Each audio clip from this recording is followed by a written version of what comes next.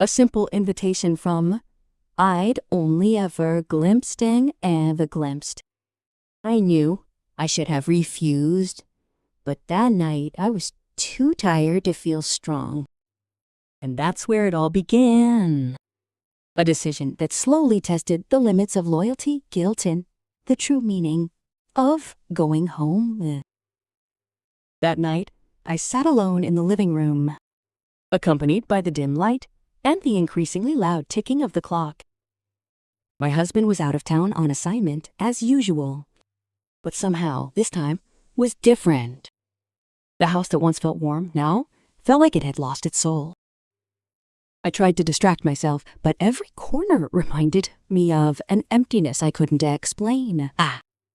Until a small incident, something that should have been ordinary, led me to a choice I never imagined before. My name is Lyra. From the outside, my life may seem calm, even almost perfect. I married Dimas, the man I once chose with full confidence. Someone I loved not for luxury, but for his simplicity. We built a household from scratch, going through difficult times together until finally we were able to live in a small, comfortable house in a peaceful neighborhood. Dimas is the type of husband who works hard.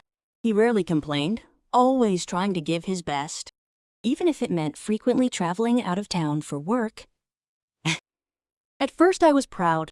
I felt like I had a responsible partner who was willing to sacrifice for our future. But as time went by, I began to notice a small thing slowly turning into a big one: loneliness. My days were monotonous.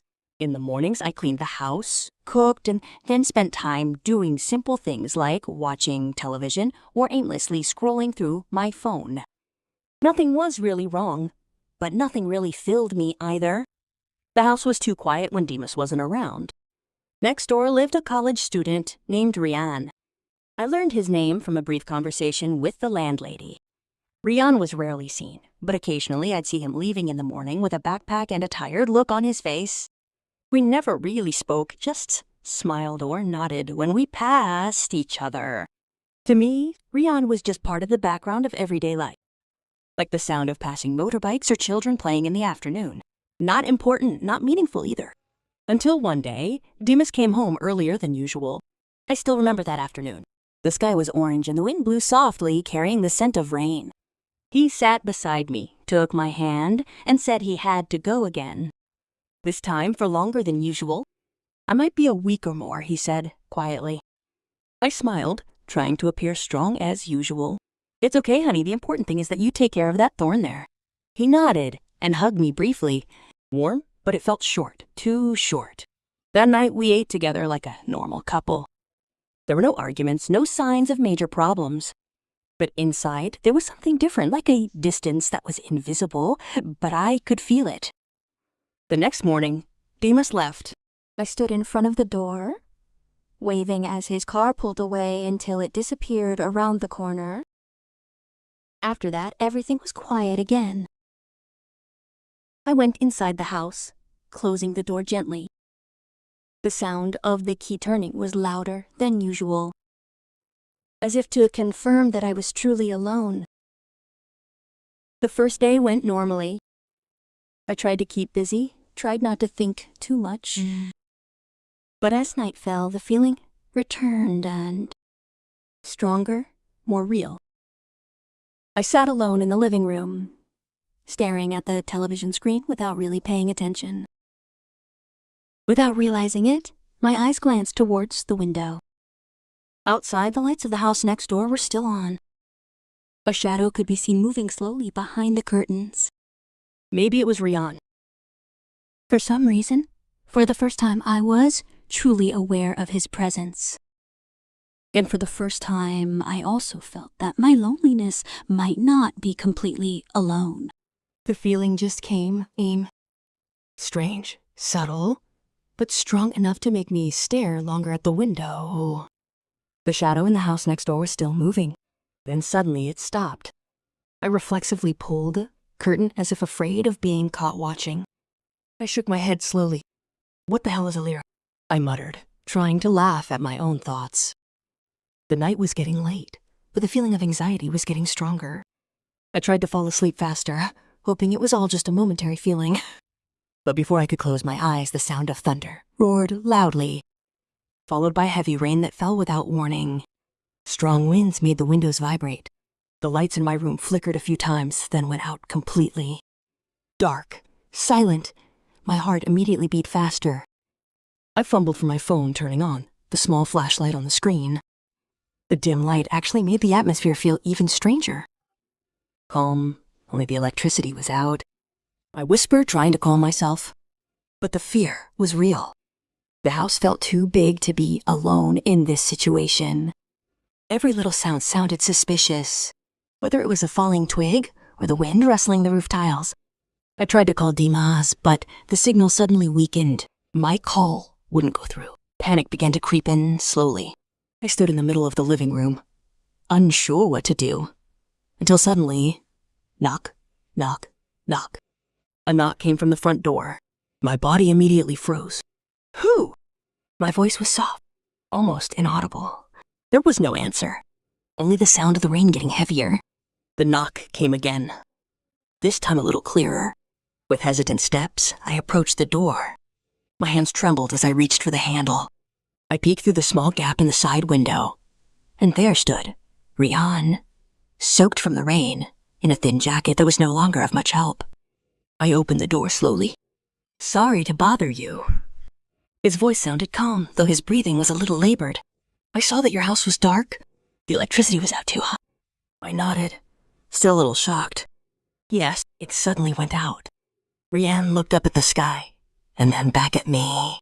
The lights were still on where I was, perhaps on a different line. He paused for a moment, then added, If you're afraid to be alone, you can come to my house first.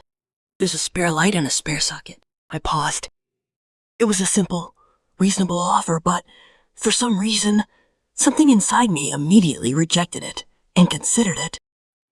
The rain was getting heavier. Cold wind blew, making the atmosphere even more unfriendly. I glanced into my dark house, and then back at Rian, who was standing in the doorway. He waited for my answer without forcing it. Inside, two conflicting voices were racing. One said, "This isn't right. You should stay here." The other whispered, "You just need to feel safe tonight. That's all." I took a deep breath and, without being completely sure, I finally made a decision that I might regret or that would change everything. "I'll just come along for a bit," I said quietly, almost as if to reassure myself rather than answer Rian. He just nodded, not saying much, then stepped aside slightly to make way. I grabbed a light jacket and my phone and stepped out. As soon as the door locked behind me, for some reason, my heart started pounding faster than usual. Not just because of the cold, but because of something I couldn't yet fathom. The rain was still pouring down. We walked quickly to his house, which was just a few steps from mine. But those short steps felt like a long journey. It was as if I were crossing an invisible boundary. As soon as we entered, the atmosphere felt different. Warm, bright, unlike my dark, silent home. "Sorry it's a bit messy," he said, turning on an extra light. I shook my head slowly. It was okay. I sat on a chair in his living room. He got a small towel. Without a word, he handed it to me. The small gesture felt genuine. "Thank you," I said simply. The first few minutes were awkward. Only the sound of the rain outside and the occasional thunder could be heard. I held my phone, trying to call Dimas again, but it still wouldn't connect. "Still can't?" Rian asked quietly. I shook my head. The signal was poor. He sat not too far from me, not too close, but not too distant either. It was an odd but comfortable position. "If you need anything, just tell me," he said. I just nodded. Somehow the conversation began to flow from simple things about the rain and the power outages until it eventually turned more personal. He told me about his studies, about living alone away from his family, about how he sometimes felt lonely even though he was surrounded by so many people. I paused for a moment. The word lonely seemed to touch something inside me. I often feel that way too, I said unconsciously. He looked at me, not with a strange or judgmental look, but like someone who was truly listening. And for the first time in a long time, I felt heard. I started to tell him more about Dimas, about my routine, about the house that felt too empty every night. It all just flowed, without me thinking. It's strange, I smiled slightly. I shouldn't have told you this much. Rian smiled faintly. Sometimes we just need a place to talk. It was a simple sentence, but somehow it felt right. Right. Time passed imperceptibly. The rain hadn't let up. The clock on the wall showed late at night. I began to realize this wasn't just a short shelter anymore. Something had changed. The feeling that had started as a relief at not being alone slowly turned into a warmth that was hard to explain. And at that moment, I realized something that made me a little scared. I was starting to feel too comfortable in a place that wasn't supposed to be mine. The realization came like a gentle slap. It wasn't painful, but enough to make me pause. I stared at the warm cup of tea in my hand, trying to distract myself. I have to go home, I said suddenly, faster than I had planned, and Rian didn't answer right away. He just stared outside at the rain that was still pouring down with no sign of stopping. Now? He asked quietly. I nodded, though I still had doubts. Yes, it's too late.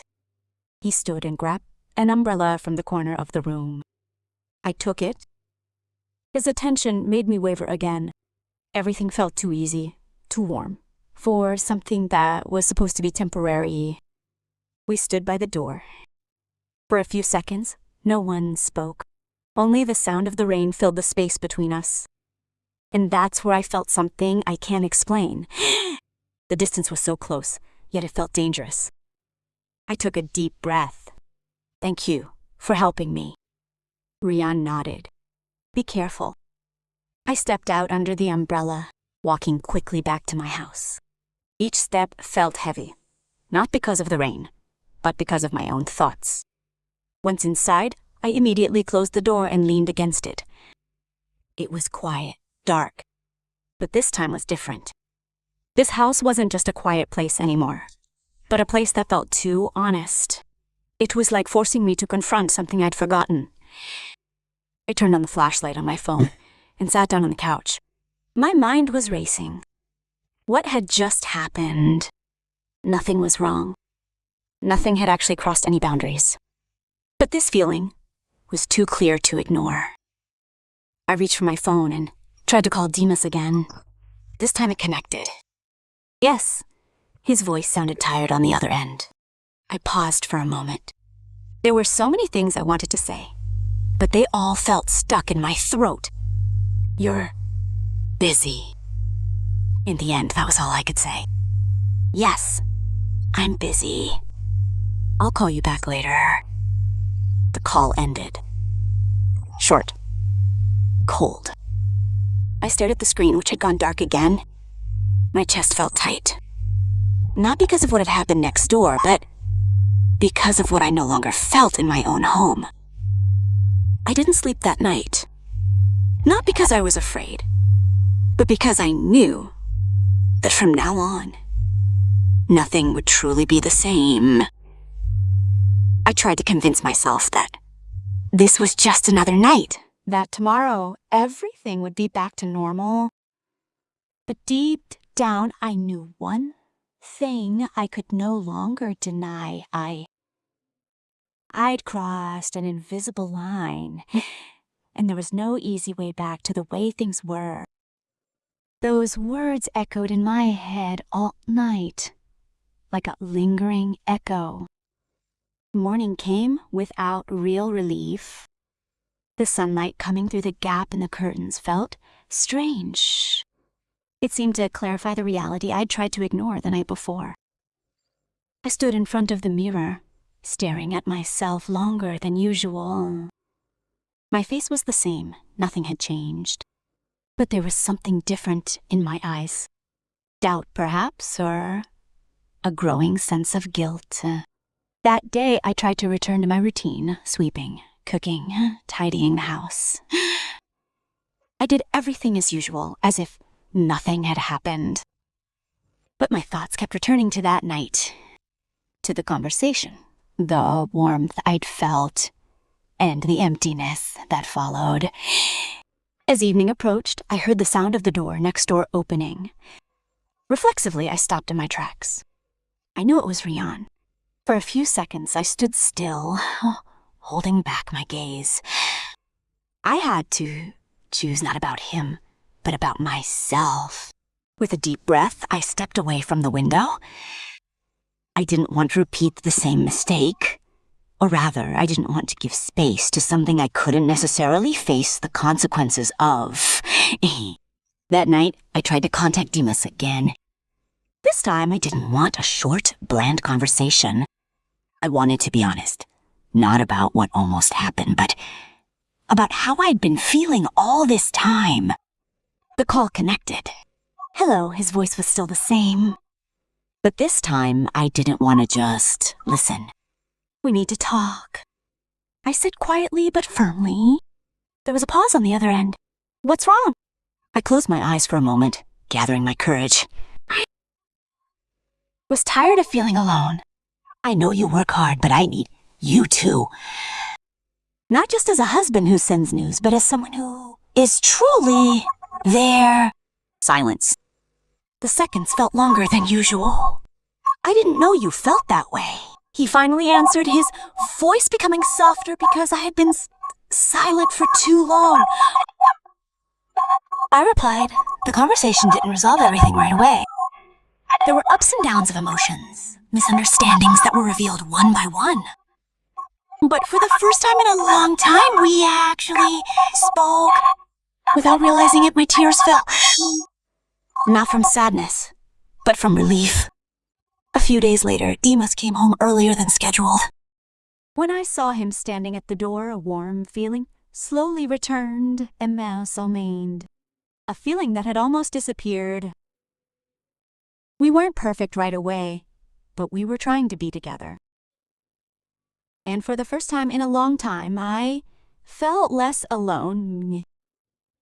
It didn't come with a big bang or a sudden change. It came slowly like morning light coming through a crack in the window. Warm, calm, and soothing. The days after Dimas's return felt different. See, not because everything was perfect right away, but because we started to really see each other again. Little things that once seemed trivial now became meaningful. Breakfast together, short chats in the afternoon, even just sitting side by side without saying much. It all felt enough. Dimas started to be home more often, not because his work had decreased, but because he was learning to reorganize his priorities. And I learned the same thing, learning not to bottle things up, not to wait to be understood without speaking. One afternoon, as I was watering the plants in front of the house, I saw Rian standing in the neighboring yard. For a few seconds, we stared at each other. There was no long smile, no conversation, just a small nod. It was as if we both understood that whatever had happened, or almost happened, should just stop there. He went back inside, and I continued with my activities. There were no excessive regrets, nor any desire to repeat myself. All that remained was a lesson about how easily one can get lost in loneliness and how important it is to protect what one already has. That night, I sat next to Dimas in the living room. He was telling me about his work, and this time I truly listened, not just nodding, but being fully present. I leaned my head on his shoulder. He said nothing, just gently holding my hand. Simple, but enough. I smiled slightly. Deep down, I knew life doesn't always go as planned. There will always be temptations, mistakes, and decisions that feel gray. But in the end, what determines it isn't the situation, but the choice. And I'm grateful that, among all the possibilities that had opened up, I chose to back. Not because I never wavered, but because I finally understood where I truly wanted to go home.